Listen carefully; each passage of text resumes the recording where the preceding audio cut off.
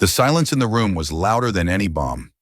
It was a thick, suffocating thing that filled the space my wife's laughter used to occupy. My son, my only child, Kevin, couldn't meet my eyes. His gaze was fixed on the gleaming hardwood floors I'd paid for. His wife, Brenda, however, stared right at me, her expression a cold, calculated mask of compassion. "Walter," she said, her voice smooth as polished granite, "it's simple. We need full-time, dedicated childcare.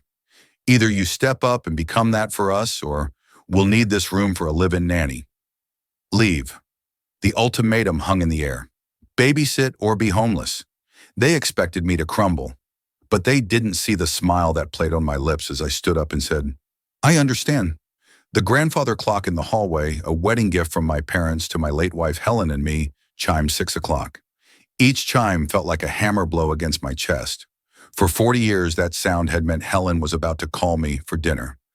Now, it was the soundtrack to my eviction. "So, we're in agreement then," Brenda said, misinterpreting my quiet resignation for acquiescence. She clapped her hands together lightly, a gesture of finality, as if she'd just closed a successful business deal. "The boys need structure, Walter, a consistent presence. It's about optimizing our living situation for peak family efficiency." Peak family efficiency. She spoke about raising her children, my grandsons Leo and Max, like she was managing a corporate merger. I looked at my son, Kevin. At 38, he was a man I barely recognized. The boy who'd scraped his knee and cried for his dad, the teenager I'd taught to drive, the young man I'd proudly watched graduate from college, he was gone. In his place was this hollowed-out stranger who deferred to his wife in all things, especially matters of courage. "Kevin," I asked, my voice quieter than I intended, "is this what you want?" He finally looked up, his eyes flitting around the room before briefly landing on me. "Dad, it's just for a little while. Brenda's career is taking off. My firm is demanding more hours. The daycare costs are astronomical. We need the help. You're here anyway." "You're here anyway." The words stung more than the ultimatum itself. I wasn't his father. I was a fixture, a piece of furniture that could be repurposed. After Helen died 2 years ago, the silence in our family home became a physical weight I couldn't bear. Kevin and Brenda had suggested I sell it and move in with them. "We'll take care of you, Dad," Kevin had promised, his arm around my shoulder. "You won't have to be alone." It seemed like a blessing. I sold the house where I'd raised my son, the house filled with 4 decades of memories, and handed them the proceeds, a check for $750,000. "Use it to buy a bigger place for all of us," I'd said. "A fresh start. Just make sure there's a room for me and a yard for the boys." They bought this monstrosity in a gated community in Westport, Connecticut. 5 bedrooms, a 3-car garage, and a backyard that looked like a golf course. My name wasn't on the deed. "It's simpler for tax purposes, Dad," Kevin had explained, waving it away. I was family. I trusted him. My role was defined quickly. I was the on-call handyman, the grocery runner, and, most importantly, the default babysitter. I didn't mind. I loved my grandsons. Reading to 4-year-old Leo and Max was the highlight of my day. But what started as a few hours here and there had morphed into a full-time, unpaid job. Brenda had quit her job 6 months after I moved in, only to recently take a new, more demanding consulting position that seemed to involve a lot of long lunches and networking events. I was now expected to be on duty from 7 a.m. until they returned home, often after 8 p.m., weekends included. Last week, I'd told them I'd be unavailable on Saturday. My old Army buddy, Frank, was in town, and we'd planned to go fishing, a trip we'd taken every year for 3 decades until Helen got sick. Brenda's reaction was frosty. "That's not going to work for us, Walter. We have the annual club gala. It's non-negotiable." I went anyway. The fallout was a week of passive-aggressive comments and pointed sighs, culminating in this family meeting. "It's not that we don't appreciate what you do," Brenda continued, her tone condescending, "but it has to be a formal commitment. No more last-minute changes. You're the boy's grandfather. This is your duty, and frankly, it's the least you can do in exchange for room and board in a house like this." The sheer audacity of it left me breathless. She was charging me rent on a house bought with my money, my life savings, the legacy Helen and I had built together.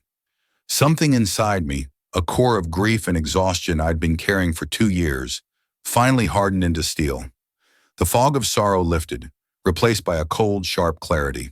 I saw them for exactly what they were, greedy, entitled, and utterly devoid of gratitude. I thought of Helen. She would have seen this coming a mile away. She had a sixth sense for insincerity. "Be careful, Walter," she would have said. "Kindness is a currency some people only know how to spend." So I stood up. The movement was slow, deliberate. My old joints protested, but my spirit was resolute. I looked past them at the framed photo on the mantelpiece. It was from our last family vacation before Helen passed. We were all smiling, a perfect picture of happiness. It was a lie. I turned my gaze back to Brenda and Kevin. "I see," I said, and the smile that spread across my face was genuine. It wasn't a happy smile. It was the smile of a man who had just been handed the key to his own cage. The smile of a man who finally understood the rules of a game he hadn't known he was playing. Brenda's brow furrowed in confusion. Kevin looked uneasy. This wasn't the reaction they'd anticipated. They wanted a defeated old man, a tearful plea, a negotiation. They didn't get one. "Well," I said, my voice steady and clear, "I wouldn't want to get in the way of your peak family efficiency." I walked out of the living room, down the hall, and into my bedroom, the smallest one overlooking the noisy air conditioning units. My pre-packed suitcase was in the closet. I'd been a fool, but I wasn't stupid. After the argument about the fishing trip, a seed of doubt had been planted. I'd started preparing for a winter I hoped would never come. I grabbed the suitcase and my old leather satchel containing my important documents. As I walked back towards the front door, I paused by the mantelpiece and picked up the photograph. I slipped it into my satchel. They could have the house.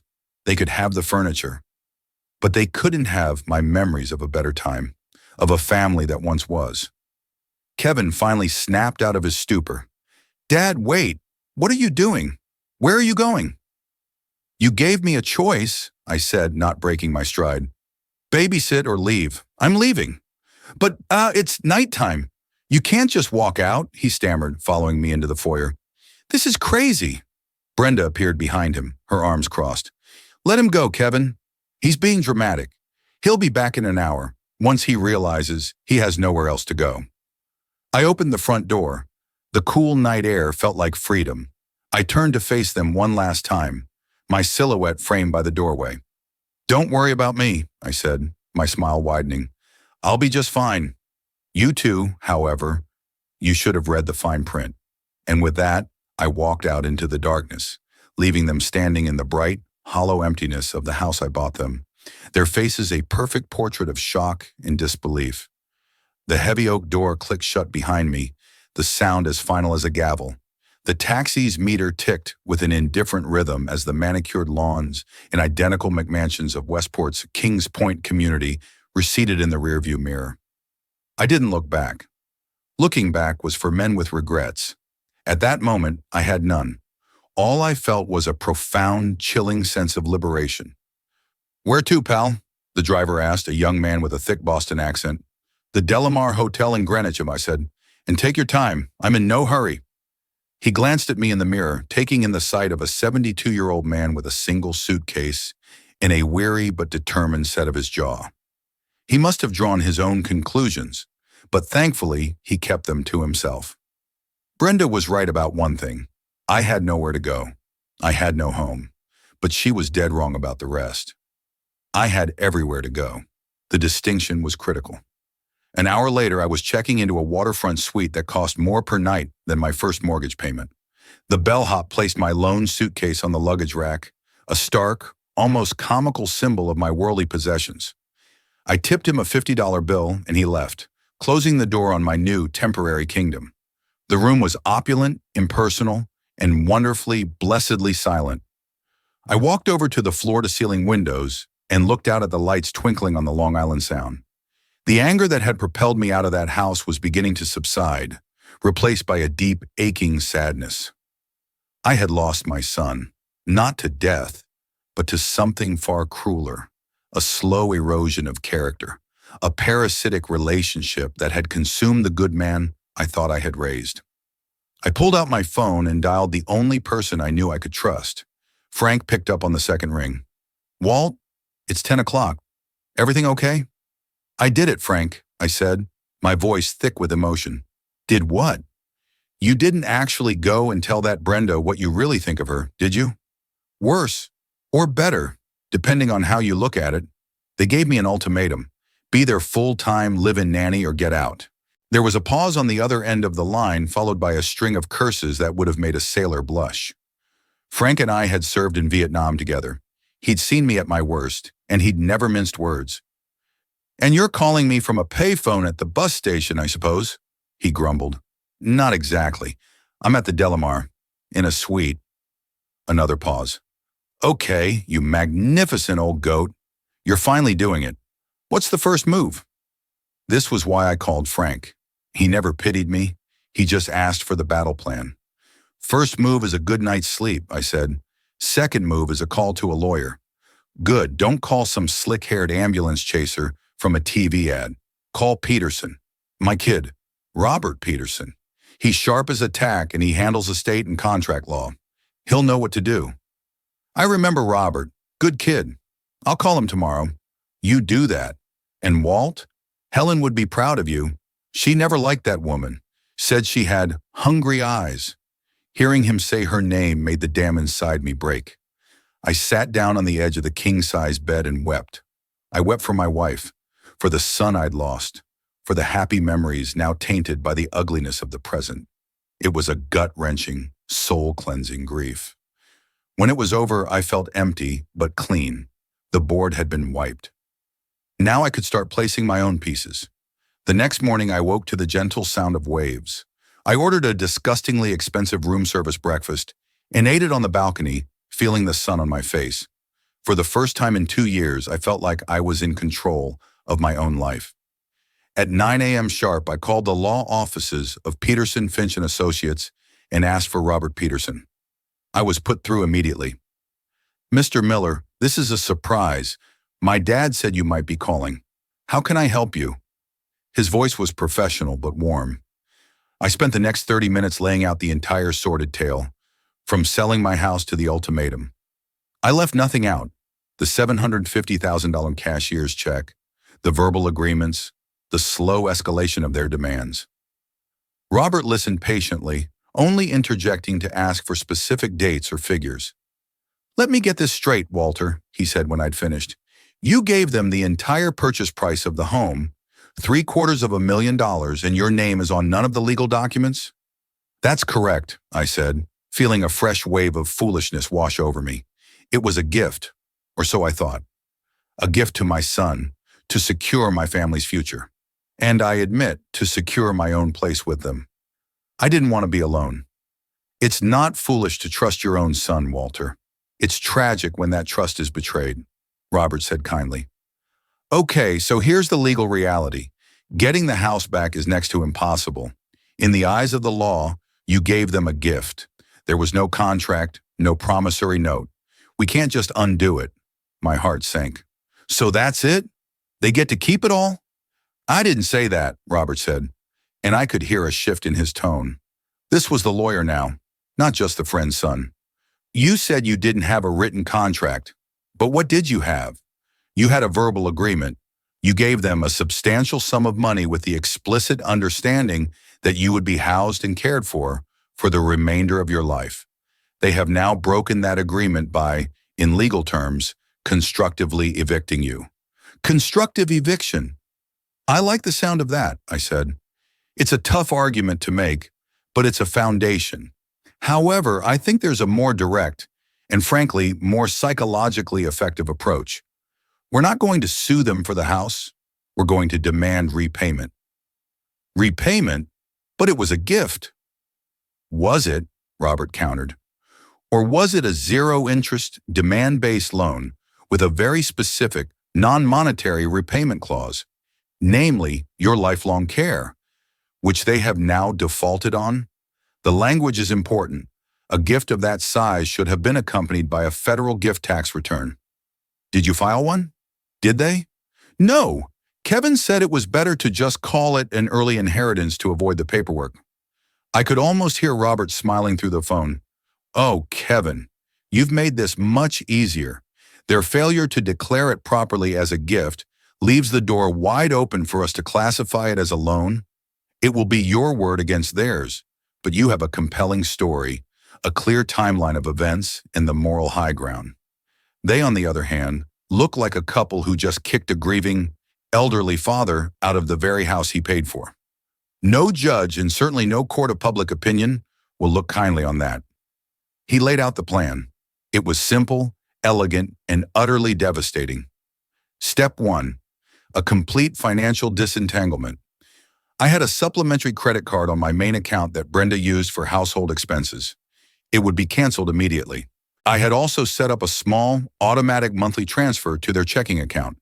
$1,000 I told them was from a pension fund to help with bills. It was actually from my own investment portfolio. That would also stop. Step 2. The letter. Robert would draft a formal demand letter. It would state that the $750,000 was a verbal loan agreement, and their recent actions constituted a breach of that agreement. As such, the full amount was now due. They would be given 30 days to propose a repayment plan, or we would be forced to pursue legal action, including placing a lien on the property. Will it hold up in court? I asked. Maybe, maybe not. It could get tied up in litigation for years, Robert admitted. But that's not the point, Walter. The point is not to win in court. The point is to make them realize the ground beneath their feet is not as solid as they think. We are going to attack the very foundation of their lifestyle, the house they can't afford. This letter will be a bomb dropped into the middle of their perfect, manicured life. A cold, hard knot of determination formed in my stomach. This wasn't about revenge anymore. It was about justice. It was about teaching my son and his wife a lesson they should have learned long ago, that actions have consequences. Do it, I said. Send the letter. As I hung up, my phone buzzed with an incoming call. It was Kevin. I let it go to voicemail. A minute later, a text message appeared. Dad, where are you? This isn't funny. Brenda is worried. Call me. I deleted the message without replying. Let them worry. Let them wonder. They had wanted the room. Now they could have it. The first week of my self-imposed exile was an exercise in rediscovery. I explored Greenwich, a town I'd only ever passed through. I ate at restaurants without checking the prices. I bought 3 new suits, a dozen crisp shirts, and a pair of Italian leather shoes that made me feel 10 feet tall. For the first time since Helen died, I was spending money on myself, and it felt less like an indulgence and more like an act of rebellion. My days were structured. Mornings were for long walks along the harbor, clearing my head. Afternoons were for planning. I met with a financial advisor, a savvy woman named Miss Albright who Robert had recommended. Together we reviewed my portfolio. Helen and I had been frugal our whole lives. I'd worked as a structural engineer, and she was a high school principal. We invested wisely, saved diligently, and lived modestly. Selling our paid-off house had turned our comfortable nest egg into a formidable war chest. Aside from the, loan to your son, Ms. Albright said, peering over her glasses, you are in an exceptionally strong financial position, Walter. You could live in that hotel suite for the next 20 years and not run out of money. That knowledge was a balm to my wounded pride. I wasn't a charity case. I wasn't a burden. I was a self-sufficient man who had made a foolishly generous gesture to his son. Meanwhile, I followed Robert's instructions to the letter. I called my credit card company and had Brenda's supplementary card canceled. The customer service representative informed me that a purchase for over $800 at a high-end boutique had just been declined. I smiled. The slow squeeze had begun. Next, I logged into my bank account and canceled the recurring $1,000 monthly transfer to Kevin and Brenda's account. It was a drop in the bucket for their expenses, I knew, but it was a drop they had come to expect. It was one less dinner out, one less designer gadget for the twins. Kevin called relentlessly. I ignored every call. He left frantic voicemails. Dad, call me. Brenda's card was declined. She was really embarrassed. Did you cancel it? There must be some mistake. Dad, the monthly transfer didn't come through. Did you change your bank? We're a little tight this month. I was counting on that.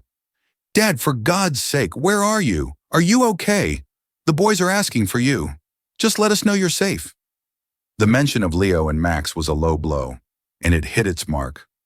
I felt a pang of guilt, a deep yearning to hear their little voices, but I steeled myself.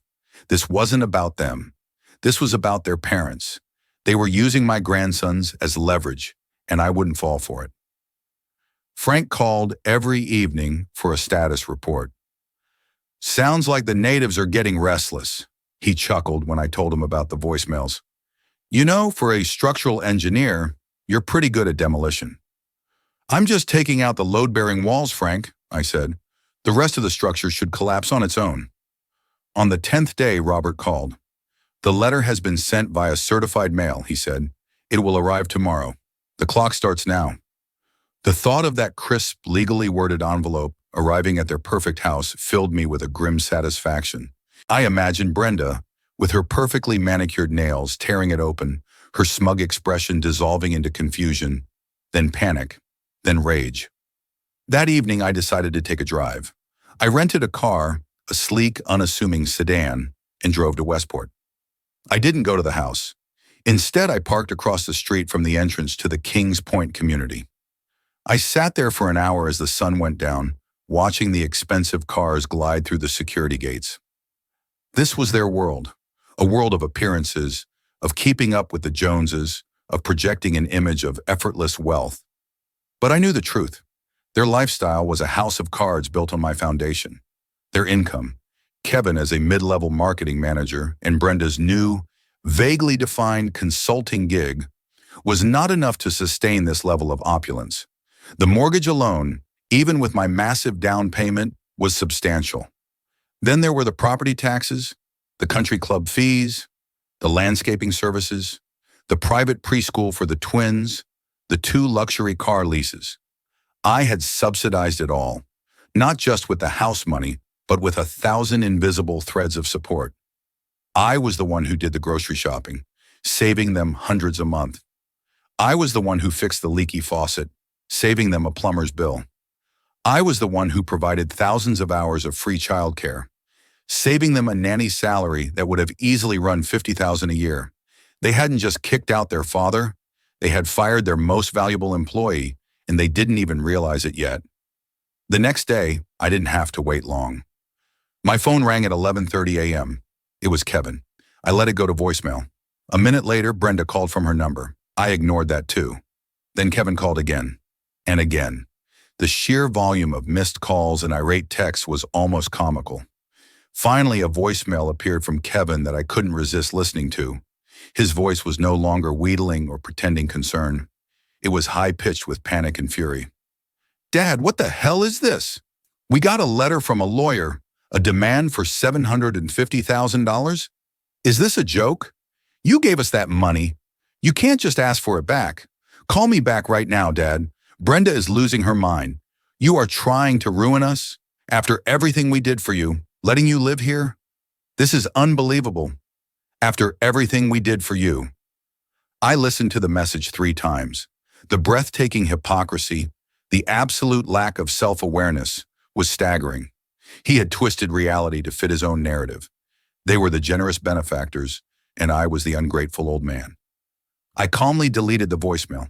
I turned my phone off, silencing their frantic attempts to regain control. I walked out onto my balcony and breathed in the salty air. The squeeze was working. The foundations were groaning.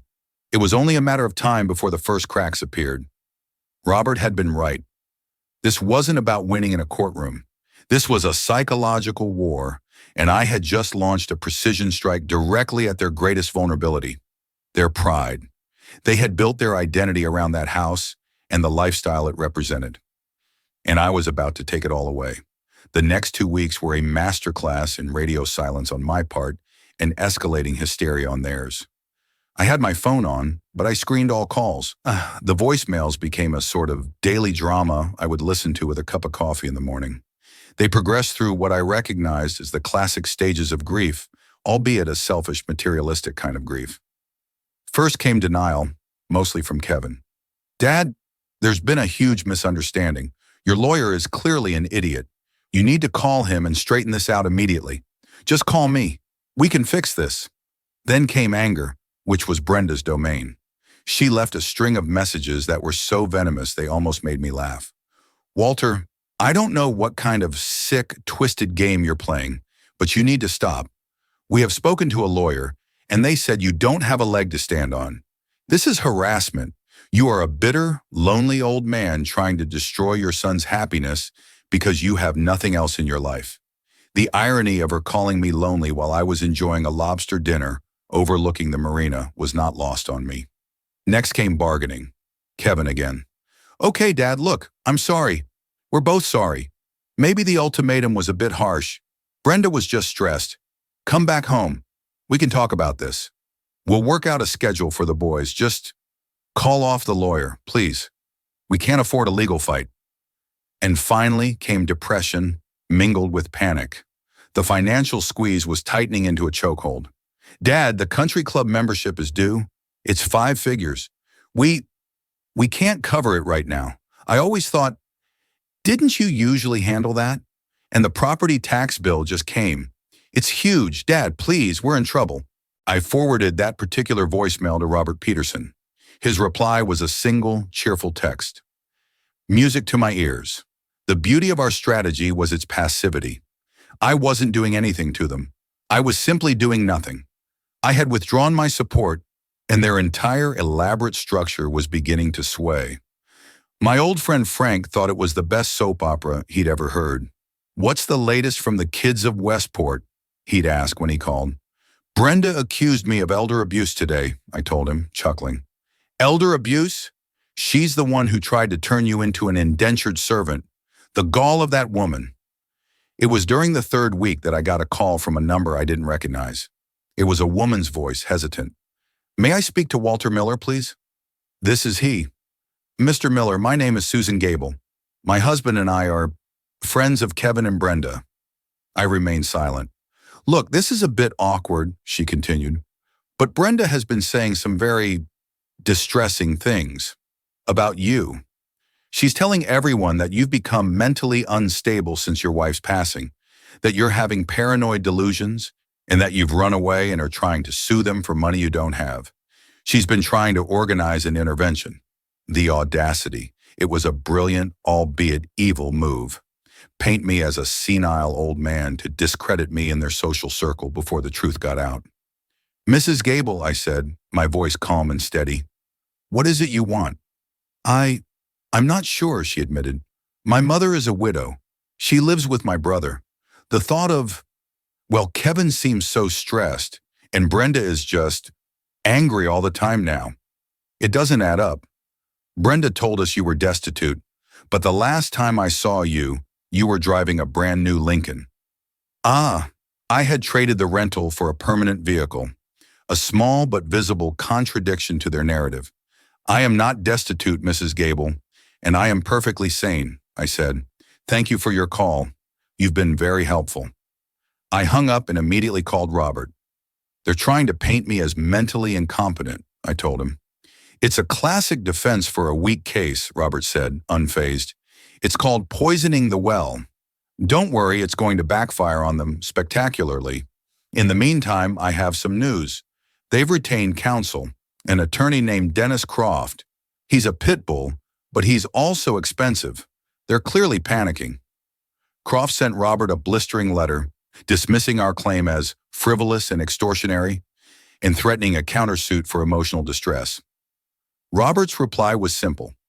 A package containing copies of my bank statements showing the $750,000 transfer, followed by years of smaller, consistent transfers and credit card payments for their expenses. There was also a short, polite note.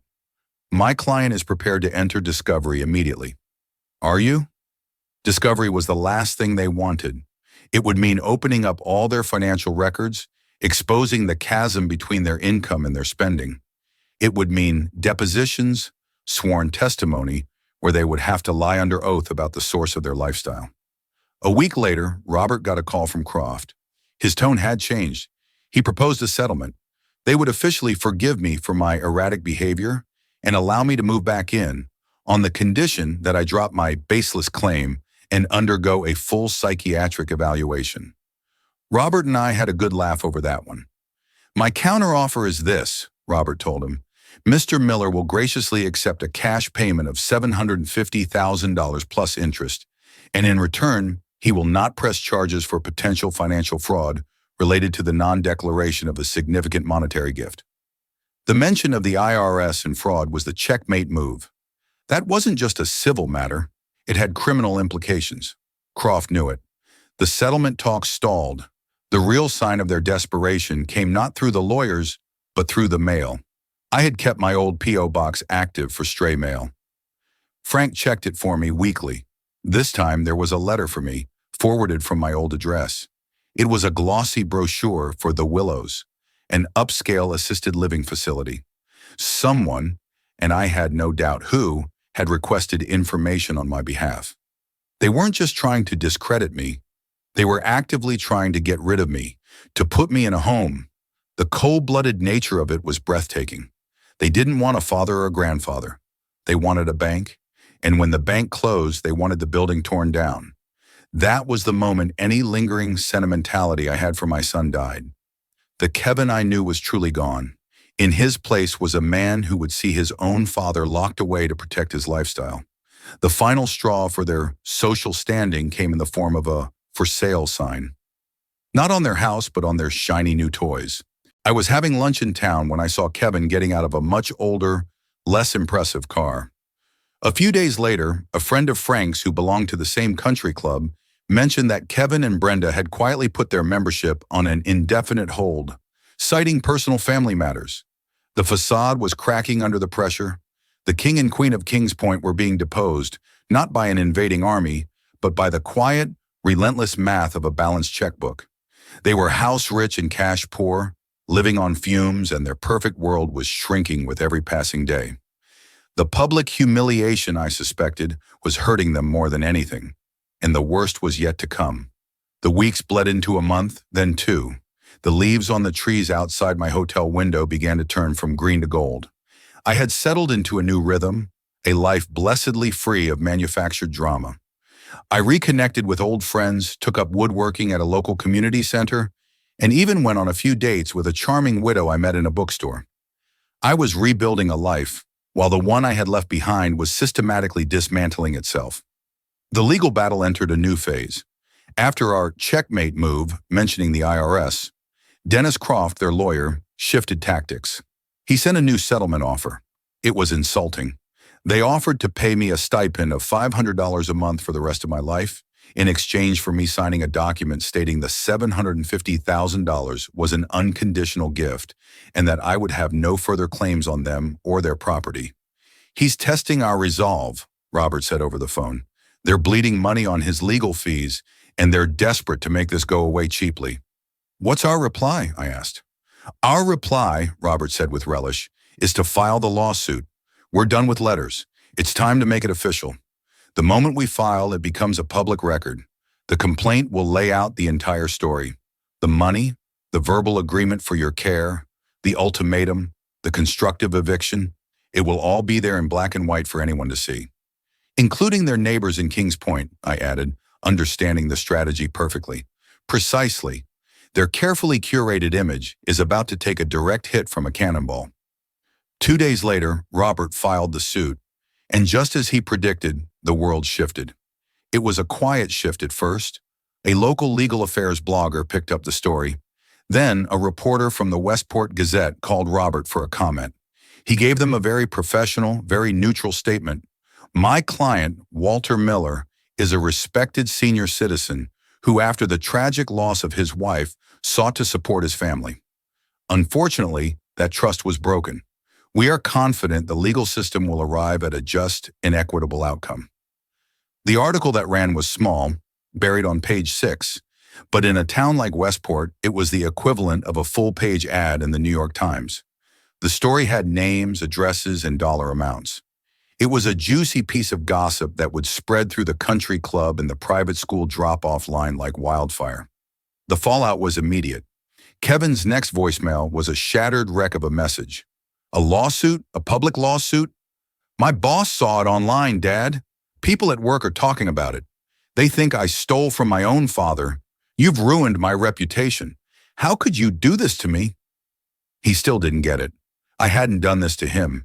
He had done it to himself. I was just the one holding up the mirror. Brenda didn't call. Her response was more subtle. A few days after the article, I received a package at the hotel. It contained a small, handmade photo album. Inside were pictures of Leo and Max, the boys at the park, the boys eating ice cream, the boys holding up finger paintings that said, "We miss you, Grandpa." At the end was a handwritten note from Brenda. "Walter, this is not about the money. It's about family. Don't let your anger destroy what's left of us. The boys need their grandfather. Please drop this horrible lawsuit and come home. We can forgive you. We can forgive you." The psychological manipulation was so transparent it was pathetic. Using my grandsons as pawns was a new low, even for her. I took the album, removed the photographs of my grandsons, and placed them in my wallet. The rest, including her manipulative note, I dropped into the trash can. The lawsuit forced their hand. Under the rules of civil procedure, we were now entitled to demand financial discovery. Robert sent a formal request for 5 years of their bank statements, tax returns, credit card bills, and loan applications. "This is the vice," Robert explained. "They have 2 choices. They can comply, which will expose the fact that they've been living far beyond their means and will prove they couldn't have afforded that house without you. Or they can refuse to comply, and we can file a motion to compel, which will make them look guilty as sin to the judge." Their lawyer, Croft, knew they were trapped. He called Robert with a new sense of urgency. The blustering was gone. "Look, Peterson," he said, according to Robert's notes, "my clients are not in a position to repay a lump sum of that magnitude. It's impossible. What does your client actually want?" "My client wants what he is owed," Robert replied coolly. "However, he is a reasonable man. He is willing to discuss a structured settlement." This was the endgame Robert and I had designed. We didn't want a protracted court battle. We wanted the house. It was a symbol of their greed and my folly, and I wanted it back. Our offer was this. 1, they would sell the house immediately. 2, from the proceeds of the sale, the first $750,000 would be paid directly to me. 3, any remaining equity in the house, which after fees and the outstanding mortgage wouldn't be much, would be theirs to keep. 4, in return for their immediate agreement, I would drop the lawsuit and waive any claim to interest or legal fees. It was a brilliant, inescapable trap. If they refused, they would be buried in legal fees, and eventually a judge would likely issue a summary judgment in my favor anyway, forcing the sale and leaving them with nothing but a mountain of debt. If they accepted, they would walk away with a small amount of cash, but they would lose their home, their status, and the symbol of their entire identity. We gave them 1 week to decide. For 7 days, my phone was silent. I imagined the arguments, the recriminations, the frantic calculations happening within the walls of that house. I imagined Brenda's rage and Kevin's spineless indecision. They had flown too close to the sun on wings of my money, and now they were in a free fall, with the ground rushing up to meet them. On the final day, just before the 5 p.m. deadline, Robert's office received a fax. It was from Dennis Croft. It was a single page, a signed agreement in principle to our terms. They had surrendered. I felt no joy, no triumphant surge of victory, just a profound, hollow sense of resolution. The battle was over. All that remained was to watch the empire fall. The for sale sign that went up on the lawn of 14 Chestnut Lane was, for the community of Kings Point, the final confirmation of the rumors that had been swirling for months. It was a stark, public admission of defeat. The process of selling a house, I learned, reveals everything a family tries to hide. Kevin and Brenda wanted to list it for a premium, hoping to salvage some profit and their pride. But the market was cooling, and their desperation was a scent the real estate agents could smell a mile away. To facilitate a quick sale, they had to price it aggressively. My friend Frank's friend at the country club kept him, and by extension me, supplied with a running commentary. They're a pariah, Frank reported. People are avoiding them at the grocery store. Susan Gable, the woman who called you? Apparently she's been telling everyone the real story. Brenda's a social leper. The financial strain became a visible rot. Brenda, who had always looked like she'd stepped out of a catalog, now looked frayed at the edges. Kevin gained weight and always looked exhausted. Their arguments became public spectacles. One neighbor told Susan Gable they'd heard shouting in the backyard late one night, Brenda screaming at Kevin, accusing him of being a worthless coward for not handling his father. They were forced to make concessions to sell the house. They couldn't afford to fix the minor issues that had cropped up since I'd left. A sticking garage door, a patch of damaged drywall in the den. Things I would have fixed in an afternoon. Potential buyers noted the neglect. The price dropped again. During this time, I made a move of my own. Through a newly created LLC and a third-party buyer, all orchestrated by Robert to ensure my name was nowhere near the transaction, I made an offer on the house. It was a lowball offer, well below the already reduced asking price. Croft called Robert, furious. This is an insult. It's a predator's offer. It's a cash offer with no contingencies that can close in 10 days, Robert replied calmly. Given your client's circumstances, I'd advise them to consider it very seriously. It's the only one they've got. They were trapped. Another mortgage payment was due, and they didn't have the money. They had to accept. The closing date was set. A few days before they were scheduled to move out, I received a call from an unknown number. I answered, and for the first time in months, I heard my son's voice live. Dad? He sounded like a ghost. Kevin. I kept my voice neutral. They accepted the offer. It's a ridiculously low number. We're getting almost nothing after we pay you back. That's unfortunate, I said. Unfortunate? Dad, it's a catastrophe. We have nowhere to go. We can't afford a security deposit on a decent apartment. Brenda had to sell her car. We're broke. He paused, and I could hear him take a shaky breath. I'm sorry, Dad, okay? I'm so sorry. I never should have let Brenda. I should have stood up to her. I was weak. I miss you. The boys miss you. It was the apology I had been waiting to hear for months, but hearing it now, it felt hollow. A foxhole prayer born of desperation, not genuine remorse. What do you want, Kevin? I asked. Could we just stay in the house just for a little while? The new owner, maybe they'd be willing to rent it to us for a few months until we get back on our feet. The naivety of the request was stunning. He had no idea. He was asking me, the secret buyer, to become his landlord. I don't think that's a good idea, Kevin, I said gently. The house has too many bad memories. You all need a fresh start, somewhere else. But where? He cried, his voice breaking. Where are we supposed to go? You're a resourceful man, Kevin. You'll figure it out. I ended the call. It was one of the hardest things I'd ever had to do. A part of me, the father in me, wanted to sweep in and fix everything. But the man they had wronged knew that would be the worst thing I could do. The lesson had to be learned, and the lesson was not over yet. The day of the closing, I drove to Westport. I didn't go to the lawyer's office. I parked my car down the street from the house and watched as the moving truck was loaded. It wasn't a large truck.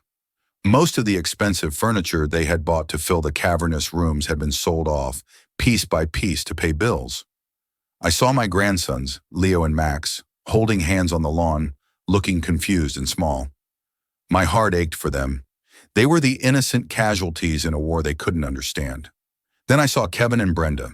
They were having another argument. Brenda was gesturing wildly at the house, her face contorted with rage. Kevin just stood there, his shoulders slumped in defeat.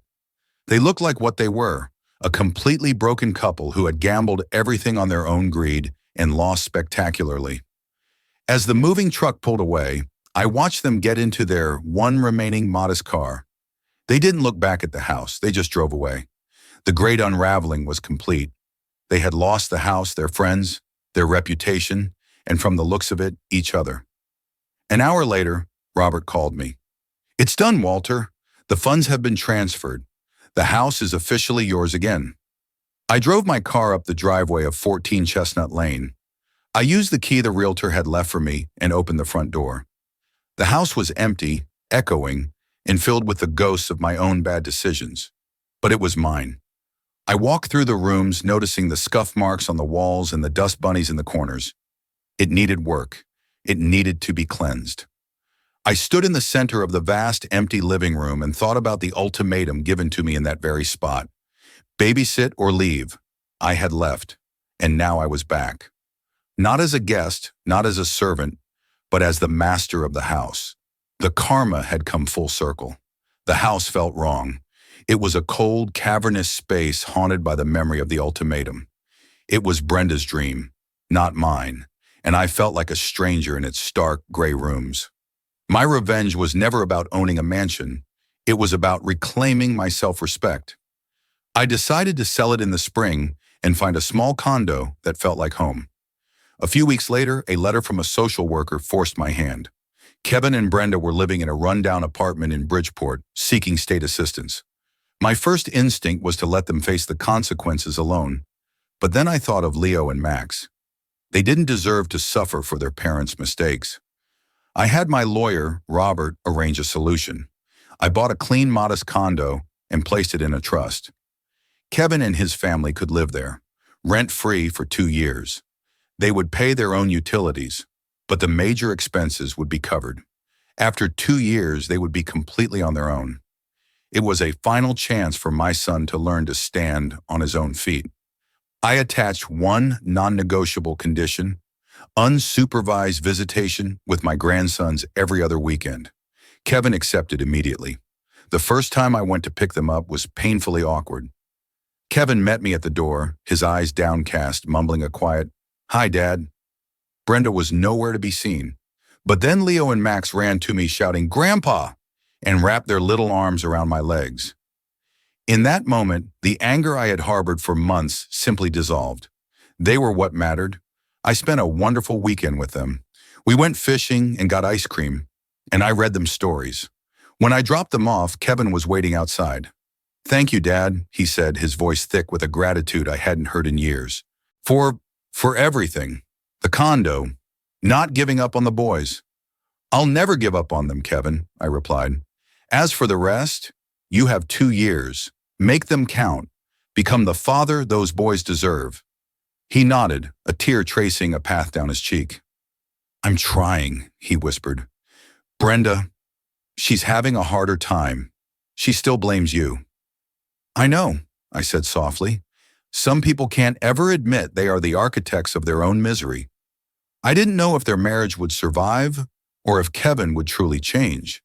But I had given him a chance, free from the corrupting influence of unearned wealth. As I drove away, I didn't feel like a victor. I felt like a father who had been forced to perform radical surgery on his own family.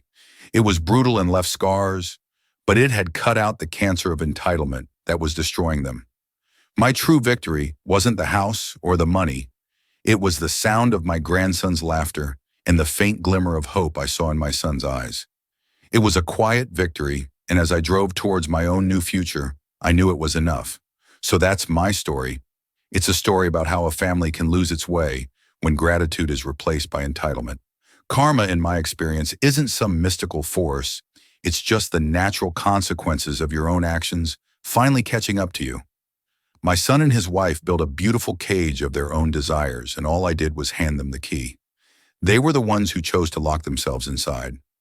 I lost a son, but in a way, I helped him find a path back to becoming a man. The price was high, but the lesson was priceless. What they did was wrong, but what I did in return gave me back my life. If this story resonated with you, if you've ever felt taken for granted or had to make a difficult choice to reclaim your own dignity, please hit that like button to let me know. Share it with someone who might need to hear it. And please subscribe to the channel for more true stories about life, loss, and the lessons we learn along the way. I'd love to hear your thoughts in the comments below. Have you ever faced a similar situation? What would you have done? Thank you for listening.